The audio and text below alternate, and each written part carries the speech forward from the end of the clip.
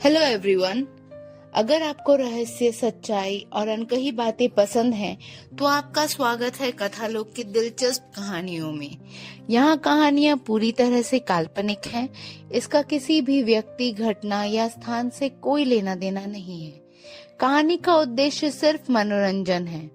हालांकि किसी किसी को इसमें अपनी जिंदगी की झलक जरूर दिख सकती है, और वो सिर्फ एक संयोग होगा। आप सुन रहे हैं कथालोक की पहली कहानी, चेहरे के पीछे।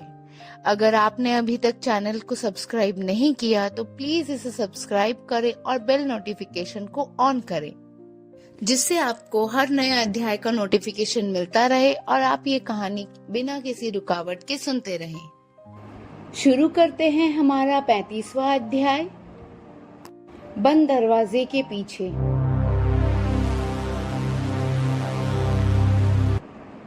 कुछ राज छुपाए नहीं जाते, वो खुद बाहर आने लगते हैं।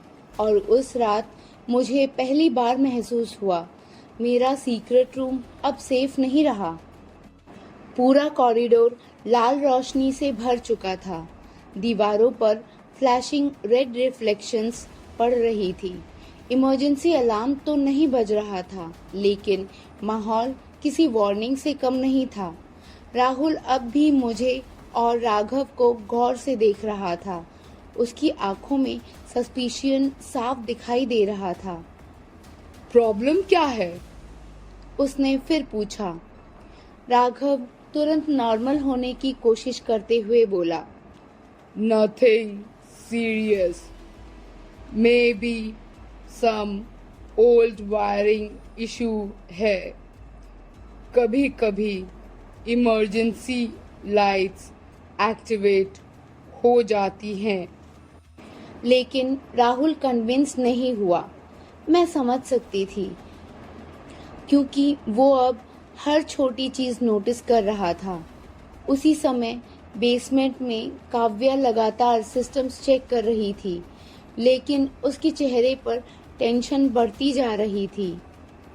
चीफ, इमरजेंसी प्रोटोकॉल अपने आप एक्टिवेट हुआ है। चीफ तुरंत उसकी तरफ मुड़े। कैसे? काव्या ने स्क्रीन जूम की। किसी ने हिडन सर्वर एक्सेस करने की कोशिश की है। फ्यूज टेंस होकर बोला। राहुल? काव्या ने धीरे से सिर हिलाया। नो, एक्सेस अटेम्प्ट विला के बाहर से हुआ है। कमरे में सन्नाटा छा गया। आकाश धीरे से बोला, कबीर। ऊपर कॉरिडोर में मैंने खुद को शांत और नॉर्मल दिखाने की कोशिश की, लेकिन शायद अब देर हो चुकी थी। राहुल धीरे धीरे मेरी तरफ आया। तुम किसी बात से डर रही हो? मैंने तुरंत जवाब दिया, ऐसा कुछ नहीं है राहुल। इतना कहते हुए मैं अपने रूम की तरफ बढ़ने लगी। राहुल ने अचानक मेरा हाथ पकड़कर मुझे रोक लिया। उसके चेहरे पर एक हल्की सी मुस्कान थी। तुम झूठ बोलते वक्त ऐसे ही नजरें चुराने लगती हो। मेरी सांस अटक गई। राहुल अब मुझे बहुत ज्यादा ही ऑब्जर्व कर रहा था। उसने पहली बार मेरा नाम अलग तरीके से लिया। क्या हुआ है, नताशा? लेकिन उसकी आवाज में ऐसा फील हो रहा था जैसे वो किसी और नाम को रोक रहा हो। तभी राहुल के फोन पर अचानक नोटिफिकेशन आया, अननोन सेंडर। उसने स्क्रीन देखी और उसका चेहरा अचानक ही बदल गया। मैसेज में सिर्फ एक ही लाइन लिखी थी, नताशा का प्रज्ञा से कोई कनेक्शन है। राहुल की आंखें सिकुड़ गई। उसने तुरंत पहले मेरी तरफ देखा और फिर कॉरिडोर के उस रेड लाइट दरवाजे की तरफ देखा। मेरे हाथ ठंडे पड़ गए। कुछ सेकंड्स तक कॉरिडोर में खामोशी छाई रही। रेड लाइट अब भी ब्लिंक कर रही थी। राहुल की नजरें लगातार उस रेस्ट्रिक्टेड रूम पर टिकी थी और मुझे साफ महसूस हो रहा था उसका शक बढ़ता जा रहा है। तभी राघव ने बहुत सटली मेरी तरफ देखा।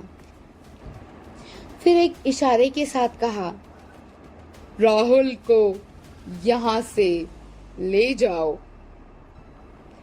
मैंने धीरे से सिर हिलाया। मैंने राहुल का हाथ पकड़ा।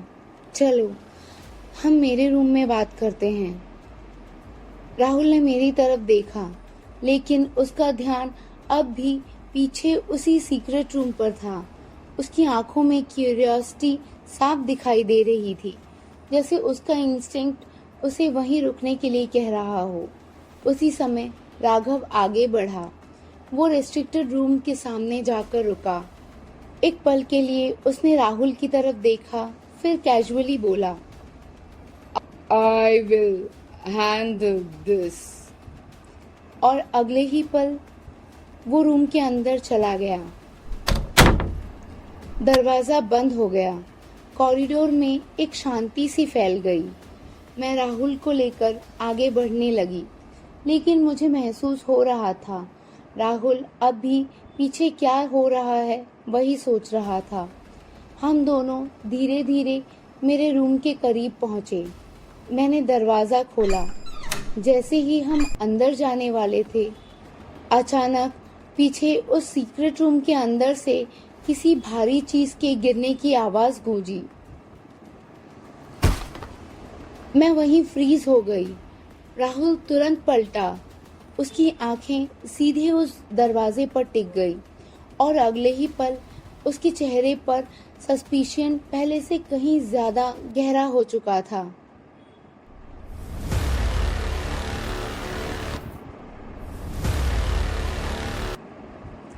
नताशा के सीक्रेट रूम से आने वाली वो आवाज क्या थी? आखिर क्या हुआ था वहां? क्या राहुल को प्रज्ञा और नताशा के बीच का कनेक्शन पता चल जाएगा? किसने एक्सेस किया हिडन सर्वर को? क्या वो कबीर था या कोई और? क्या अब नताशा को उस हिडन सर्वर का लोकेशन मिल पाएगा? जानने के लिए सुनिए हमारा अगला अध्याय कथालोक पर। आपको ये कहानी कैसी लग रही है हमें कमेंट करके जरूर बताएं।